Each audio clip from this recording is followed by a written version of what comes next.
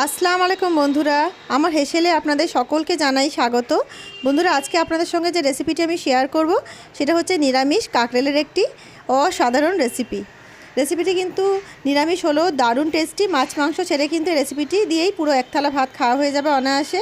আর বন্ধুরা, এই পুজোর দিনে যারা নিরামিষ খাবেন তাদের জন্য কিন্তু এটা একটি আদর্শ রেসিপি হতে পারে।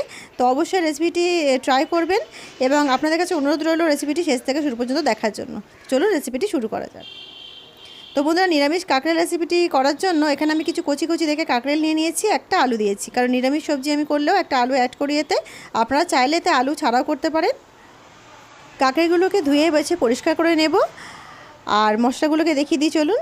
পুরো এই রেসিপিটির জন্য কিছু মশলা বেটে নিতে হবে। তো মশলাগুলো হচ্ছে, এখানে আমি আধমালার একটু কম নারকেল নিয়েছি ছোটো ছোটো করে টুকরো করে, 1 টেবিল স্পুন গোটা জিরে নিয়েছি, এখানে 1 টুকরো আদা নিয়েছি, 3টে কাঁচা লঙ্কা নিয়েছি, আর এখানে গোলমরিচ নিয়েছি একটু, 3টে গোটা এলাচ নিয়েছি, 2টো দালচিনি নিয়েছি, আর একটা লং নিয়েছি।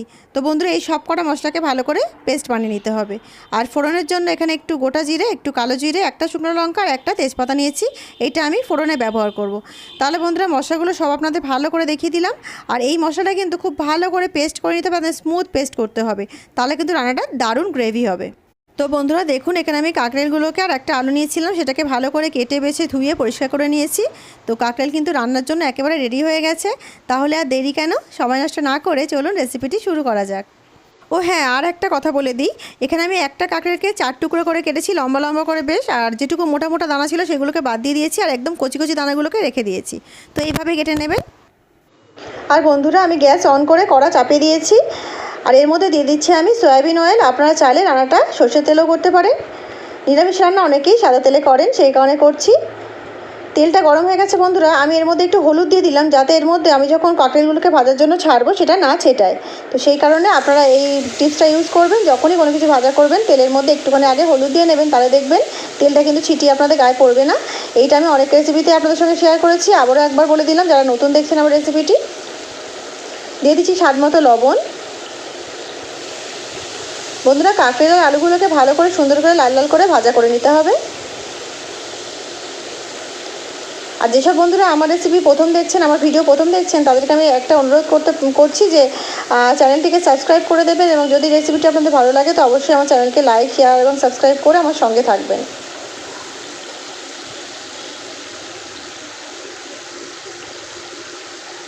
তো সুন্দর করে কাঁকরেল আর আলুগুলোকে আমরা ভাজা ভাজা করে নেব। তো আমি এটাকে ঢেকে ঢেকে ভাজা করে নেব। তো বন্ধুরা দেখুন, সুন্দর করে কাঁকরেল আলুগুলোকে আমি ভাজা করে নিয়েছি। আপনারা চাইলে কাঁকরেলগুলো একটু ভাপিয়ে নিয়ে ভাজা করতে পারেন সময় কম থাকলে। আমি কিন্তু ডাইরেক্ট ভাজা করে নিলাম, এটাকে আর ভাপানোর কোনো দরকার ছিল না, তাই জন্য আমি ভাপাইনি। তুলে নিচ্ছি, তেল ঝরিয়ে সুন্দর করে তুলে নিচ্ছি। ঠিক এইভাবে কিন্তু ভাজাটা করবেন, খুব বেশি যেন পুড়িয়েও ফেলবেন না, আবার খুব বেশি যেন কাঁচাও না থাকে, এরকম সুন্দর করে ভাজা করে নিতে হবে।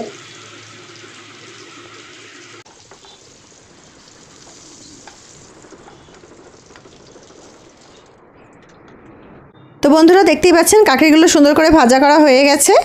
আর কড়াইতে এই যে অবশিষ্ট তেলটা আছে এটাকে আমি ইউজ করব, আর অন্য কোনো তেলেতে অ্যাড করছি না। তেলটা গরম আছে আর সব ফোড়নগুলো আমি একসঙ্গেই দিয়ে দিচ্ছি। ফোড়নগুলোকে 30 সেকেন্ডস মতো ফ্রাই করে নিতে হবে।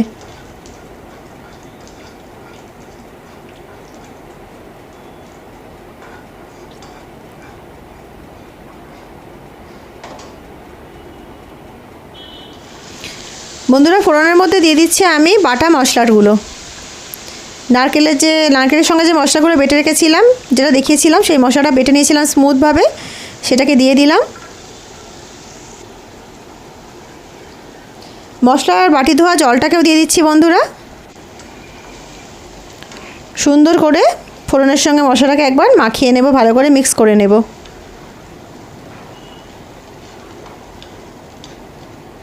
মশলাটা কিন্তু যত স্মুথভাবে পেস্ট বানাবেন তত সুন্দর কিন্তু রান্নাটা হবে। তো মশলা বাটার কাছে কিন্তু অনেকটা টেস্ট ডিপেন্ড করবে। তো মশলাটা কিন্তু আমি বারবার বলছি, খুব সুন্দর করে স্মুথ পেস্ট করবেন একটা মশলাটার। স্বাদ মতো লবণ দিয়ে দিচ্ছি। লবণটা সাবধানে দেবেন, যেহেতু ভাজার মধ্যে কিন্তু লবণ দেওয়া আছে আমাদের, সেই কারণে। অল্প একটু হলুদ গুঁড়ো দিয়ে দিলাম 8 চামচ মতো, আর দিয়ে দিচ্ছি অল্প একটু কাশ্মীরি লঙ্কার গুঁড়ো 1 চামচ মতো কাশ্মীরি লঙ্কার গুঁড়ো দিয়ে দিচ্ছি। সব মশলাগুলোকে ভালো করে মিক্স করে নিতে হবে।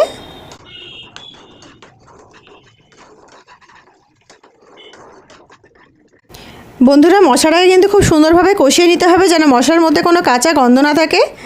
মশলার কাঁচা গন্ধ যেন একেবারেই না থাকে সেইভাবে কিন্তু মিডিয়াম ফ্লেম বা হাই ফ্লেম করে আপনাদের ক্যাপাসিটি অনুযায়ী আপনারা ভালো করে সুন্দর করে মশলাটাকে কষিয়ে নেবেন। দেখুন আমি সুন্দর করে মশলাটাকে কষিয়ে নিয়েছি শুকনো শুকনো করে, একেবারে কিন্তু কড়া থেকে ছেড়ে আসছে মশলাটা, একদমই মশলার মধ্যে কিন্তু জল নেই। আর মশলাটা কষানোর সময় আমি গ্যাসের ফ্লেমটাকে কম করে নিয়েছিলাম যাতে মশলাটা পুড়ে না যায়। তো প্রথম দিকে একটু গ্যাসের ফ্লেমটা জোর করে রেখেছিলাম, কিন্তু যখন মশলাটা শুকিয়ে আসছিল জলটা তখন গ্যাসের ফ্লেমটাকে আমি কম করে দিয়েছিলাম। তো আপনারা এইভাবে সুন্দরভাবে মশলাটাকে কষিয়ে নেবেন। তো মশলা কিন্তু কষানো হয়ে গেছে বন্ধুরা, আমি এর মধ্যে দিয়ে দেবো জল। অনেকেই রান্নাটা কিন্তু গ্রেভি খেতে পছন্দ করেন, অনেকে আবার শুকনো শুকনো খেতে পছন্দ করেন। তো যারা যেরকম গ্রেভি খেতে পছন্দ করেন তো তারা একটু জলটা সেই পরিমাণেই কম বেশি করে নেবেন। আমি এতে আধ গ্লাস মতো জল দিয়ে দিলাম। আমি খুব বেশি গ্রেভিও রাখবো না আর খুব শুকনো করবো না। আর এই যে গ্রেভি রাখলেও রান্নাটা খুব টেস্ট হবে এবং শুকনো রাখলে কিন্তু দুটোতেই টেস্ট হবে। তো যার যেরকম পছন্দ আপনারা সেই মতো করে নেবেন, কারণ সবাই তার গ্রেভি পছন্দ করেন আবার সবাই শুকনো পছন্দ করে না। তো সেটা আপনাদের উপরে ছেড়ে দিলাম। বন্ধুরা দিয়ে দিচ্ছি 3টে চেরা কাঁচা লঙ্কা, 1 চামচ মতো চিনি দিয়ে দিলাম। নিরামিষ রান্নায় চিনি দিলে কিন্তু বেশ ভালোই লাগে, টেস্টটা দারুণ হয়। সেই কারণে যেহেতু নারকেল দেওয়া আছে এর মধ্যে, তো চিনিটা দিলে কিন্তু দারুণ একটা টেস্ট হবে, ঝাল মিষ্টি বেশ সুন্দর একটা টেস্ট হবে, খুব মিষ্টিও হবে না। আবার লঙ্কার যে ঝাঁজ আছে একটা ঝাল আছে, সব মিলিয়ে কিন্তু টেস্টটা অসাধারণ হবে। তো অবশ্যই 1 চামচ চিনি দেবেন। ভাজা কাঁকরেল আর আলুগুলোকেও দিয়ে দিলাম এর মধ্যে।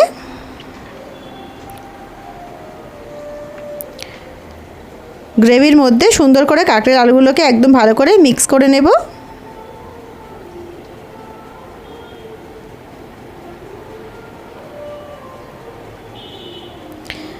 এটাকে ঢেকে দিচ্ছি বন্ধুরা। এটাকে ঢেকে 10 থেকে 12 মিনিট মতো এটাকে ভালো করে মিডিয়াম ফ্লেমে কুক করে নেব।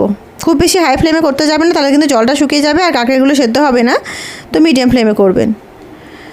12 মিনিট হয়ে গেছে বন্ধুরা, আর ফিরে এসেছি 12 মিনিট পর। তো চলুন একবার চেক করে নেওয়া যাক কত দূর পৌঁছালো রান্নাটা। ওয়াও, দেখতে কিন্তু অসাধারণ লাগছে, একেবারে লোভনীয় লাগছে না বন্ধুরা রেসিপিটি? একবার ভালো করে মিক্স করে নেবে বন্ধুরা। গরম গরম ভাতের সাথে কিন্তু রেসিপিটি দারুণ লাগে, বেশ ঝাল ঝাল লঙ্কা বাটা, দারুণ টেস্টি। আর কাঁকড়াগুলো তো ভাজাই ছিল, তো একেবারে সেদ্ধ হয়েই গেছে। একটু কাছ থেকে দেখিয়ে দিই, দেখুন কত সুন্দর মাখো মাখো রেসিপিটি হয়েছে। একবার করে না খেলে এই স্বাদটাকে মুখে বলে আমি বোঝাতে পারছি না বন্ধুরা। তো অবশ্যই একবার করে খাবেন আর আমাকে কমেন্ট করতে ভুলবেন না রেসিপিটি আপনাদের কেমন লাগলো, অবশ্যই আমাকে কমেন্ট করবেন। তো বন্ধুরা রেসিপিটি আপনাদের কেমন লাগলো অবশ্যই আমাকে কমেন্ট করবেন। আর রেসিপিটি যদি আপনাদের ভালো লেগে থাকে অবশ্যই আমার চ্যানেলকে লাইক, শেয়ার এবং সাবস্ক্রাইব করে আমার সঙ্গে থাকবেন। কারণ আমার যে কটা রেসিপি কিন্তু বন্ধুরা আমি আপনাদের সঙ্গে শেয়ার করি, আমি কনফিডেন্টলি শেয়ার করি আর সবসময় আপনাদেরকে গ্যারেন্টি দিই টেস্টের। তো সেই বিশ্বাস রেখে আপনারা অবশ্যই একবার ট্রাই করে দেখবেন। আর রেসিপিটি আপনাদের ভালো লাগলে অবশ্যই লাইক, শেয়ার, সাবস্ক্রাইব করে আমার সঙ্গে থাকবেন। তো বন্ধুরা দেখা হচ্ছে একটা অন্য নতুন রেসিপির সঙ্গে। ততক্ষণ সবাই ভালো থাকুন, সুস্থ থাকুন। আল্লাহ হাফিজ। রেসিপিটি পুরো দেখার জন্য আপনাদের সকলকে জানাই অসংখ্য ধন্যবাদ। আল্লাহ হাফিজ।